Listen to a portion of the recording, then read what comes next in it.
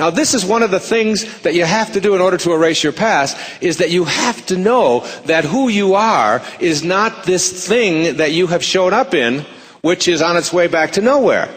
But indeed, who you are is that which has been observing it. So it's like, instead of being the person who is that which is being noticed, you become the noticer. You are not that which you notice. You are that which is noticing. And that is ageless. Now, in all of those spiritual texts that I talked about in reading before your sacred self, in the Course in Miracles, in the New Testament, in the Kabbalah, in the Bhagavad Gita, all of those spiritual masters said the same thing when they were asked to define reality. When they were asked to define what is real. And guess what the definition of what is reality?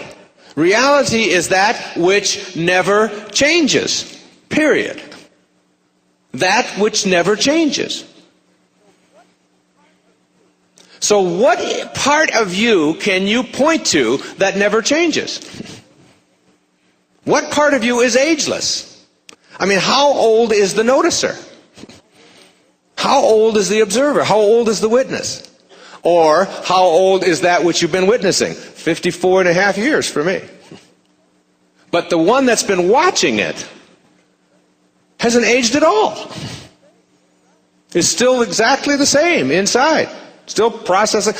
Now, I have really learned, in my very favorite letter that I've ever received about all of this came to me from a little scurvy elephant in Crossett, Arkansas. This is a teacher. Her name is Gail Thomas, and she wrote me this letter. She says, "Dear Dr. Dyer, as a class assignment, I asked my 6th grade gifted, talented students to write about something in our gifted class. My idea was that they would write about some of the material we had covered during the week." She said, "I do give the children a certain leeway with my direction, but I was completely taken by surprise when Ronnie Terrell, a fidgety boy in my last period class, wrote this jewel.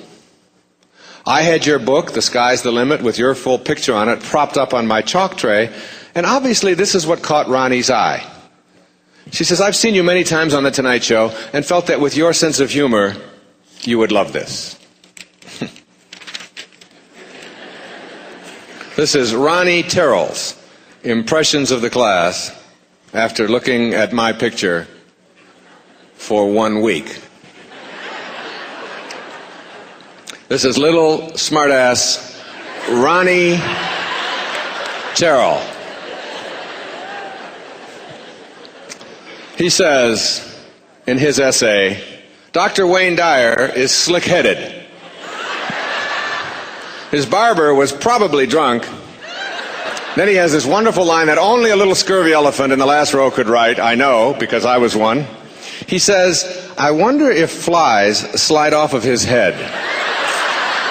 Is that great or not? He says, I bet he was once a magician and he did a disappearing act and he came back but his hair forgot to. He says, poor man, his wife used to bring him home gallons of Head and Shoulders and now she comes home with Mop and Glow. Mop and Glow, all right?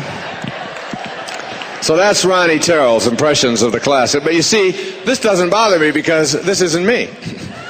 And it's like noticing, being the difference between the noticer and that which you notice.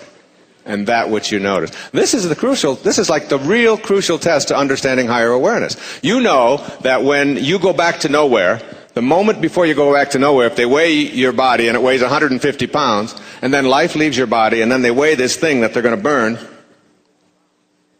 and it still weighs 150 pounds, the same as it did when life was in it, you know, there's some part of you, some intellectual part of you tells you that if you weigh the same alive or dead, that your life, when it leaves your body, is weightless. That what it is that constitutes your life doesn't weigh anything. It's in a different dimension.